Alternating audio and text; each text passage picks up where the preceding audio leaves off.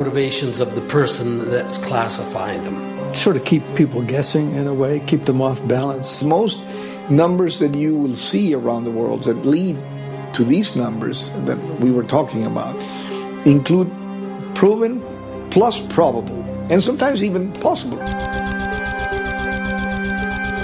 In fact, the public data is extremely misleading and misunderstood. OPEC exaggerated how much oil it's got left for all sorts of political reasons. You know, this is an old story, casting doubt on the numbers of reserves in the Middle East as published. In 1985, Kuwait overnight added 50% to its reserves. At that time, the OPEC quota, that is the amount of oil that each the OPEC countries could produce, was based on the reported reserves. So the more you reported, the more you could produce. 2 years later, Venezuela doubled its reserves overnight, and that caused the other countries, finally Saudi Arabia, to announce enormous increases overnight, simply to protect their production quota. And these numbers have not changed since. And it's absolutely implausible to imagine that the number should say the same when they're all the time producing. I've asked them that same question. You know, you produce 8 or 9 million barrels of oil a day, and at the end of the year, the reserves are the same as they were, you know, at the beginning, as the same as they were 10 years ago. I said, well, that's our plan. That's our plan. You know, we produce this oil, and then we prove up reserves to offset the oil that we've produced during the year. So at the beginning of the next year, our reserves are exactly what they were, you know, the year before. Well, whether you believe that or not, I don't know, but that's what they say. That's what they say. Their plan. That's the way it works. OPEC countries do not care about what might happen about from now, 20 years from now, or 30 years, or 40 years from now. They care about what they get now, today. Because these are politicians, they want more money to spend, rationally or irrationally, whatever it is, but they have budgets, and they became prisoners of their budget. What may happen 20 years from now, by that time they are dead. They don't care.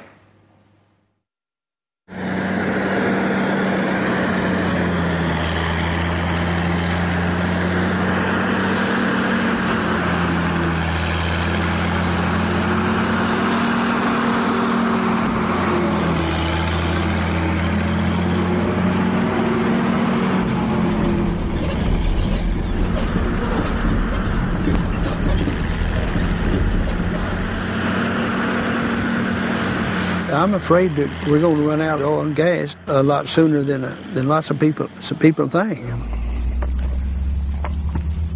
Well, it appears to me that when it peaks, they've taken more than half of it out of the ground. Of course, as time goes on, they might find a way to extract more of that oil than they do now.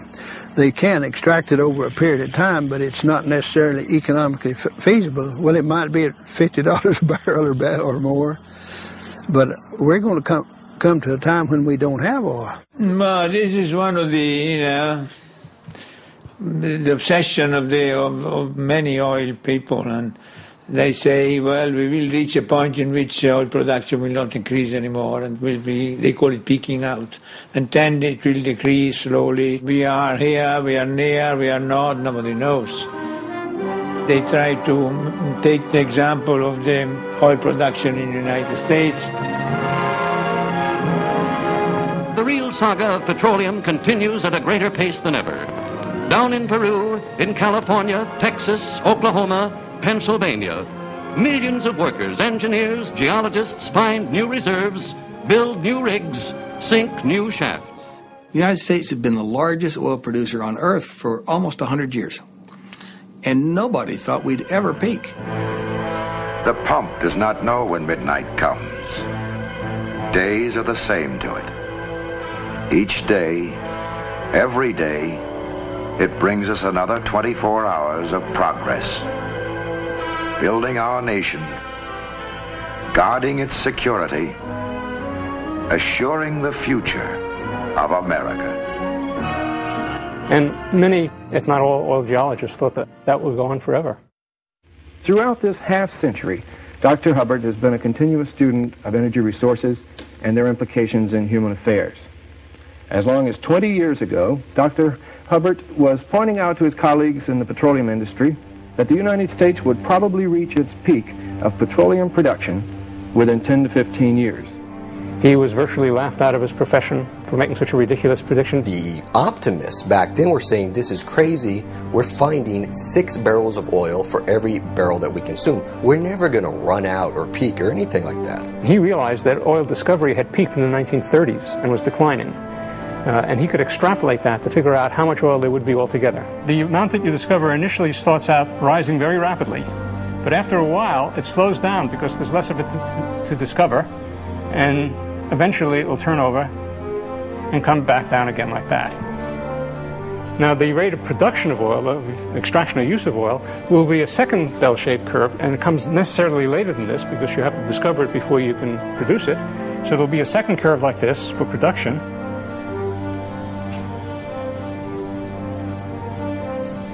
And it too will eventually go to zero. And this peak here, the peak in the production curve, is what's referred to as Hubbard's peak.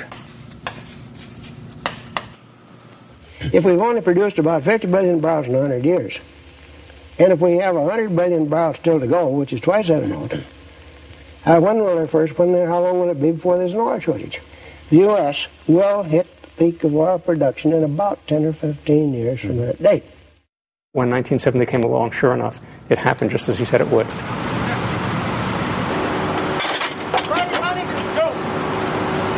It turns out that in December 1970, the U.S. peaked at 10.2 million barrels a day, and then oil prices went through the roof.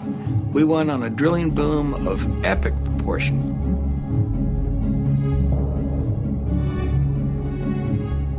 Ten years later, we were drilling and completing 4.5 times more oil wells than we were doing back when we peaked. And our domestic oil production from the lower 48 and the shallow waters of the Outer Continental Shelf had already declined from 10.2 million barrels a day to 6.9 million barrels a day. Doesn't sound terribly illogical. If we've been living on more oil consumed every year than we found for 30 years, I guess it's inevitable that sooner or later we were going to reach that. The last great frontiers of new oil discoveries turned out to be Alaskan North Slope oil, Siberian oil, and the North Sea. And those discoveries happened in kind of 1968, 69, 1967, 68, and 69.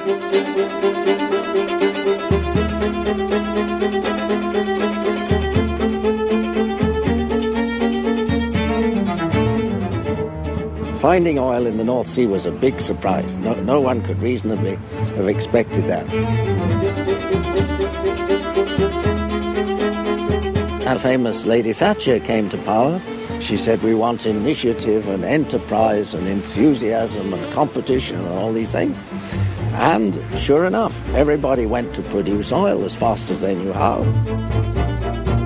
But there's a strange irony relating to this subject, that the better you do the job of exploiting oil and gas, the sooner it is gone.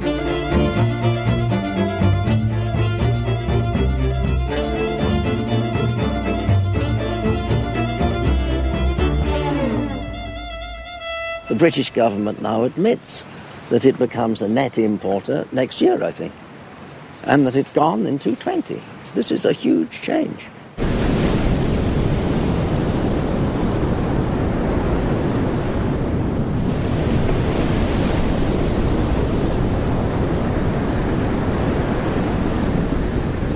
So to imagine that there's anywhere mist as big as the North Sea is just implausible.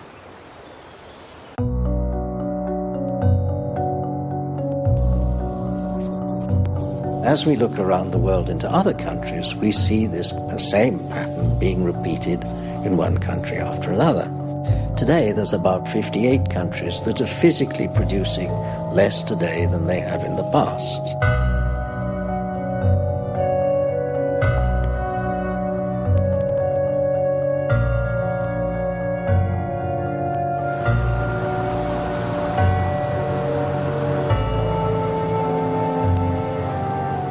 The world has now been sufficiently explored for the oil industry to know now all the promising areas, all the big promising areas have been identified. We're always a drill bit away from some fabulous new territory. That's the great thing about exploration. But realistically, it's been a long, long period of time since we've actually discovered a significant new basin. I am hopeful and optimistic about the way innovation, scientific technology, and oil engineers can continue finding more oil. I love hearing all these economists say, well, technology and ingenuity will bring out all these changes. And I say, give me a break. I do know oilfield technology backwards and forwards, and the blackboard is dry. And it took 30 to 35 years to develop all of these great tools. We already have fantastic technology to find oil. We have seismic surveys which are of unbelievable resolution. You can see the smallest formations in the Earth's crust. We have very advanced engineering to produce oil.